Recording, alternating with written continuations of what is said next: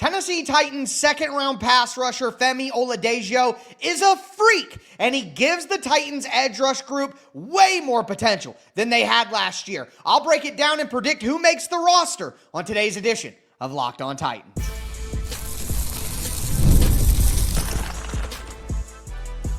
You are Locked On Titans, your daily Tennessee Titans podcast, part of the Locked On Podcast Network, your team every day.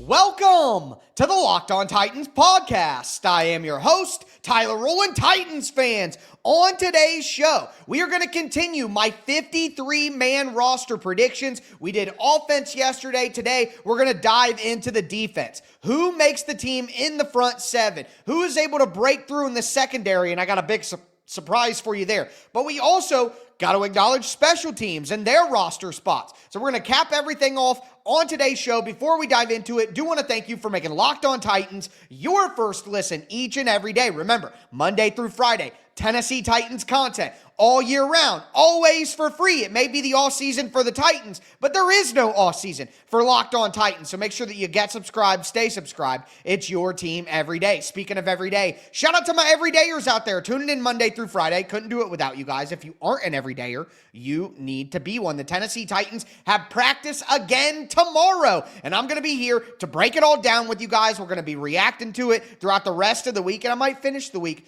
with a little bit of a mailbag, taking your guys' questions as well. But with all that being said, we do got to dive into my roster predictions for the Tennessee Titans defense. We left out of offense with 25 players on the roster. We had 2 quarterbacks with Cam Ward and Brandon Allen. We had 4 running backs with Tony Pollard, Tajay Spears, Khalil Mullings, and I think the 4th running back will be someone who's not on the roster right now. 6 wide receivers: Calvin Ridley, Tyler Lockett, Van Jefferson, Chim Dike, Alec Iomanner, and Xavier Restrepo. Cut Traylon Burks on that one. Chigakonkwo, Josh Wiley, Gunnar Helm, and David Martin Robinson, my 4 tight ends. And on the offensive line, we have the starting 5 of Dan Moore, Peter Skoronski, Lloyd Cushenberry, Kevin Zeitler, J.C. Latham, and then 4 backups: Ali Udoh at offensive tackle, Blake Hance, and Jackson Slater at guard, and Corey Levin at center. So going into defense, we know that we have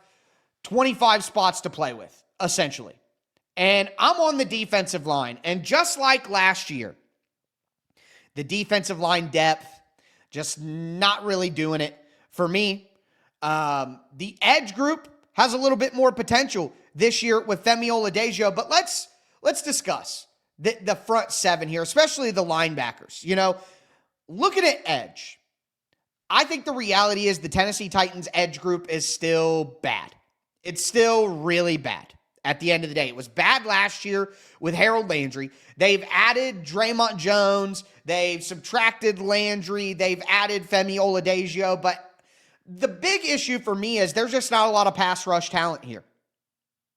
In my opinion, Draymond Jones is better rushing from the interior. Arden Key, better pass rusher than run defender, certainly. Arden Key has some pass rush talent.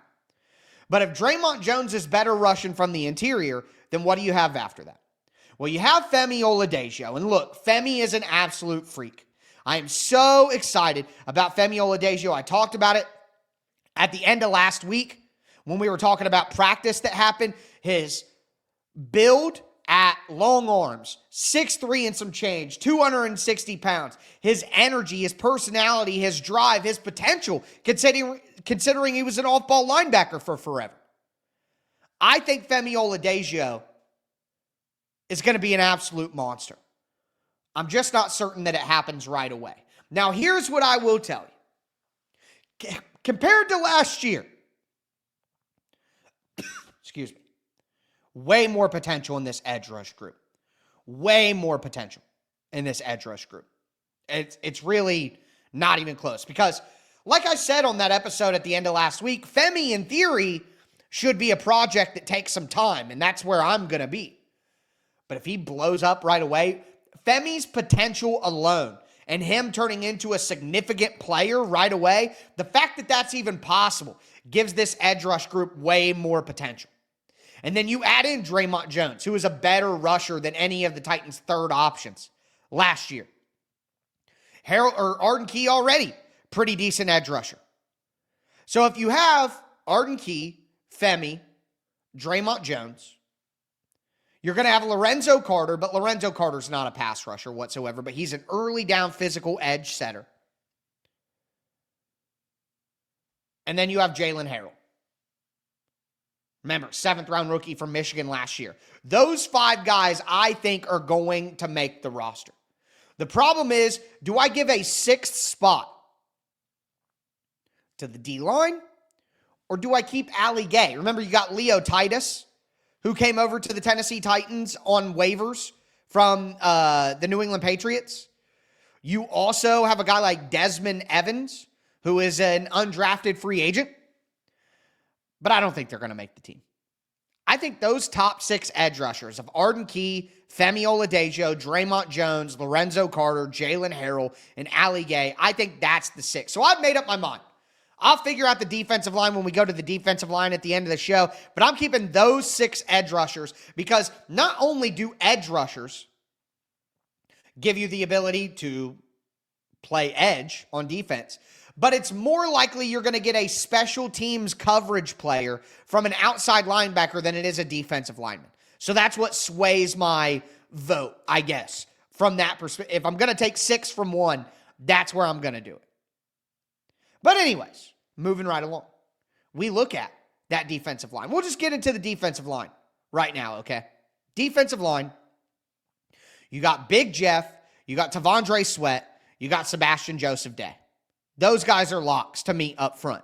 Then you have the backups. You have Carlos Watkins, you have Keandre Coburn, you have James Lynch. James Lynch and Keandre Coburn spent time with the Titans last year. Then behind them, you have even younger guys. You have Devontae O'Malley, Cam Horsley, Philip Bleedy, Isaiah Rakes, all undrafted free agent guys that the Titans brought in. I don't like the Titans' interior defensive line depth for another season. I just simply don't. I'm not a huge fan of Keandre Coburn. James Lynch is just okay. The top 3, good. Jeff Sweat, SJD, awesome. But this is another area where I'm going to say the Titans keep 5 guys. They keep Keandre Coburn and James Lynch. And at the end of the day, it's just because I'm not very high on any of the other options. Carlos Watkins is the only one that I would seriously consider. But at the end of the day, I think this is another spot, just like we're going to talk about when we talk about some other spots. This is a spot where I think the Tennessee Titans ultimately have someone make the roster who isn't on the roster right now. I think the Titans add somebody in waivers, whether it be in place of Keandre Coburn or James Lynch, or maybe they keep 6 because they like the guy they get. I'm going to have them keeping 5, but I think this could be a place where the Titans could keep 6 D-line and then only 5 edge rushers and let Ali Gay go if they find a good 6th interior defensive lineman that they want to keep around. But for right now, I'm going to go 5 interior defensive linemen with Jeff, Sweat, SJD, Coburn, and Lynch. I'm going to go 6 edge rushers with Arden Key, Femi Oladejo, Draymond Jones, Lorenzo Carter, Jalen Harrell, and Ali Gay. But now, we got to talk about the secondary. We got to talk about inside linebacker, and we got to talk about special teams. Do want to let you guys know that today's episode is brought to you by LinkedIn. As a small business owner, your work doesn't end when the clock hits 5. Your business is always on your mind, which means when it's time to hire, you need a partner that works just as hard as you do. And that's where LinkedIn Jobs comes in. When you clock out, LinkedIn clocks in. LinkedIn makes it easy to post your job for free, share it with your network, and get qualified candidates all in one place. Post your job. It's LinkedIn's new feature that can help you write job descriptions and then quickly get your job in front of the right people with deep candidate insights. And here's a pro tip. Add the hashtag hiring frame to your profile picture to double your reach to qualified candidates. No wonder 72% of small businesses say LinkedIn helps them find high quality hires. Post your job for free at linkedin.com/lockedonnfl. That's linkedin.com/lockedonnfl to post your job for free. Terms and conditions do apply.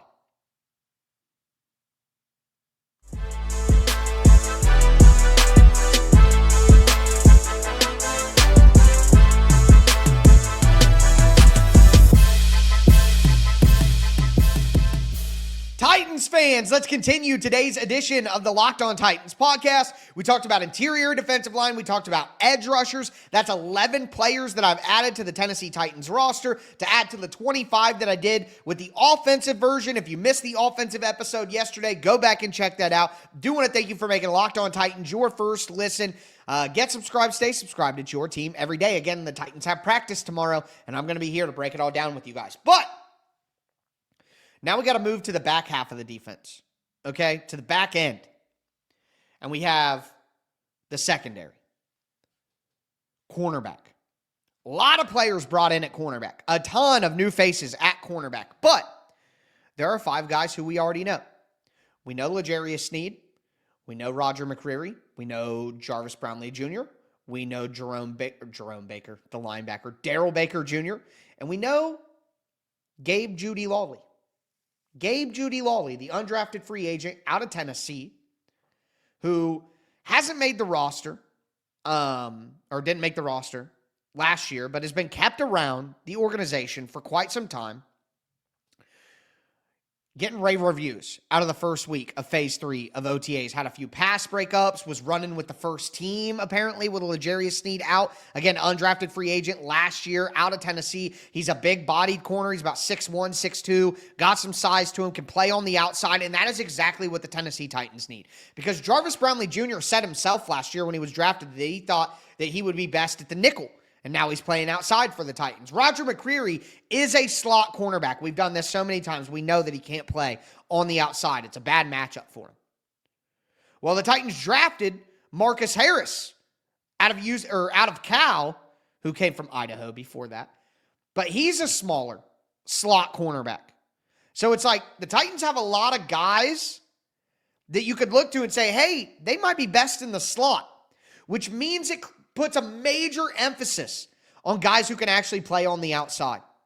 And if L'Jarius Sneed isn't healthy and L'Jarius Sneed isn't ready to go for training camp and all that, that's going to make that need even worse. They need outside, bigger, physical, longer boundary cornerbacks. And Gabe Juedy-Lally can fill that role. This is very similar, in my opinion, to the conversation that we had about Alec Iomanner.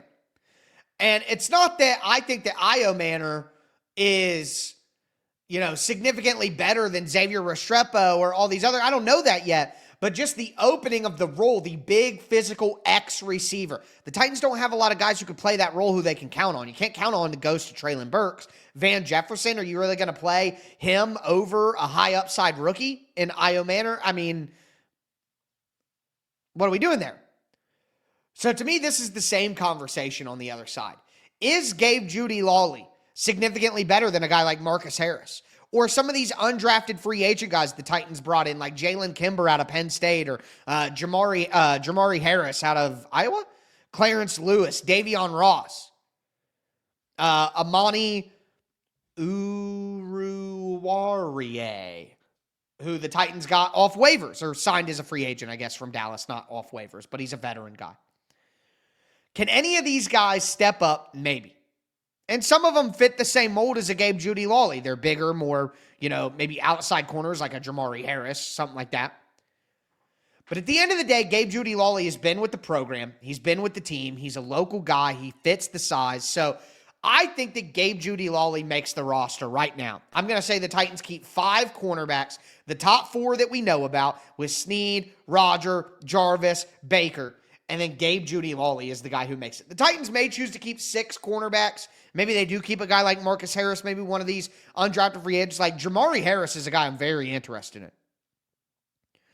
But right now, I'm going to give Gabe Juedy-Lally that final spot. It's a little bit of a surprise. I didn't expect to be saying that. But just coming out of 1 week of OTAs, hearing how the coaches appreciate him, I mean, if they're giving him the opportunity to run with the first team, I think that means something. So I'm going to go with Gabe Juedy-Lally as kind of a surprise addition, but 5 cornerbacks for me make the roster, and that means Marcus Harris, a guy who was drafted, does not. So that'll be one to watch for sure. But going to safety.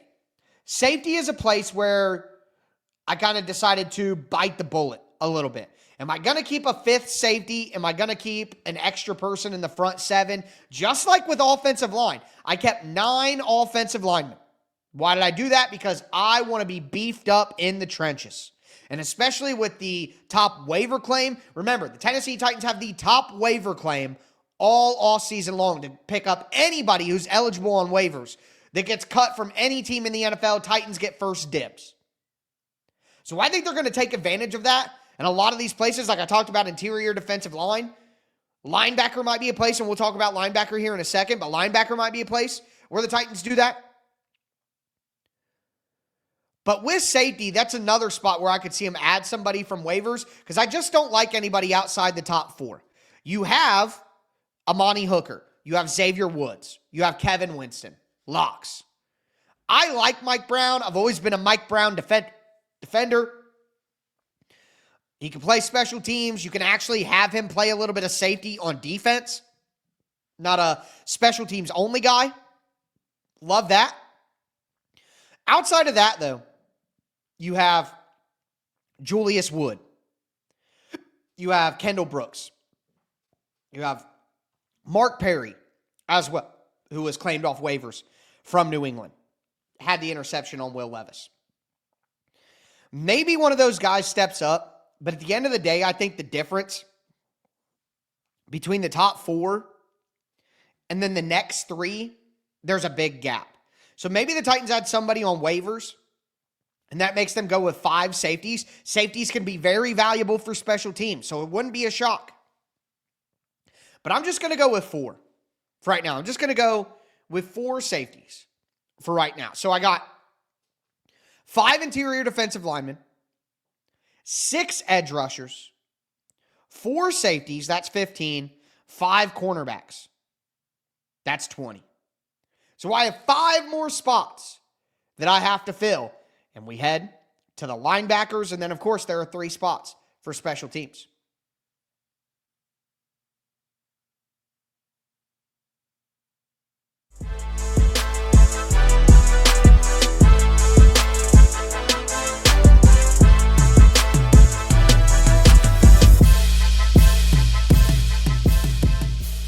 Titans fans, let's cap off today's edition of the Locked On Titans podcast. We are finishing off my 53-man roster prediction, my early 53-man roster prediction. I would imagine I'll do this again during training camp. But how I see things right now, we did offense yesterday, doing defense today. We've done the defensive line, the edge, the secondary. We need to talk linebackers, need to talk special teams. Before we do want to thank you again for making Locked On Titans your first listen. For your second listen, check out Locked On NFL Scouting. As training camp gets closer and moves are being made, hosts Kyle Krabs and Joe Marino will make you the most informed NFL fan this offseason. Find Locked On NFL Scouting on YouTube or wherever you listen to podcasts. But linebacker, hotly contested position, especially for that second starting role. I've said I'm going to take James Williams in that battle. That's going to be my pick, my guess. But we're hearing that Otis Reese might have the early lead, so that'll be something interesting to watch. But this isn't just about who's going to start.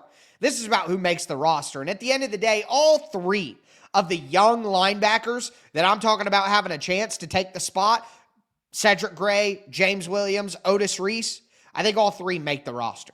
And they're going to be right next to Cody Barton. Barton is going to make this roster. To me, there will be more than 4 linebackers. There will be 5 or 6 linebackers. Now, I have room for 5, but the Titans could easily change things around to give themselves more room. They could go with 5 edge rushers and 5 interior defensive linemen and then 6 linebackers. Because linebackers are a prime special teams coverage position. But I'm just going to go with my 5. And I told you my top 4, Barton, Gray, Williams, Reese. But my 5th, I'm going to go with Curtis Jacobs. So Curtis Jacobs is the guy the Titans picked up off waivers. He was an undrafted free agent last year out of Penn State. Or actually, I think he might have been drafted. As a matter of fact, day 3, I believe. But either way, Curtis Jacobs is a linebacker out of Penn State, last year's class. And I just think he has a lot of potential. And the Titans picked him up early in the waiver claim process, one of their first waiver claims that they made. I think that Curtis Jacobs has a good chance to make the roster. I think he has some ability in coverage, which James Williams, Otis Reese, Cody Barton, they're all downhill tackler guys. Cody Barton is kind of a do-it-all type of guy. But James Williams and Otis Reese are both downhill players who are pretty good against the run and struggle against the pass. Cedric Gray is more of a pass coverage linebacker. At least that was his profile coming out of college. And Curtis Jacobs kind of gives you a little bit of both.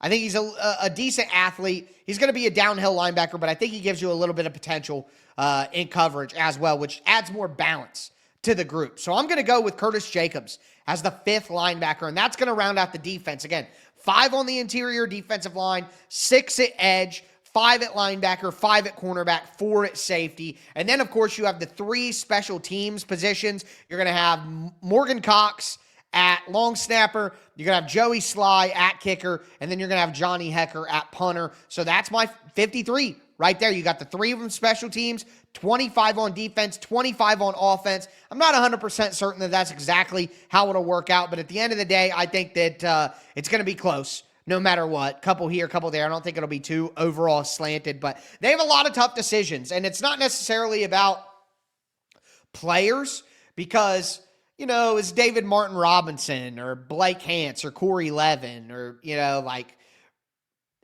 Jalen Harrell or Curtis Jacobs or Gabe Juedy-Lally, like Mike Brown or any of these guys like, oh, we got to have them. We got, you know, no, it's not about the individual player. It's about where you want to fill your roster and where you want to make moves. And I think doing it this way is where I would be right now. But let me know your predictions for the offense and the defense. Again, on tomorrow's show, we're going to be going over Tennessee Titans practice, breaking down everything you need to know from that. But that's going to do it for me today, folks. As always, I am your host, Tyler Rowland, and this was Locked On Titans.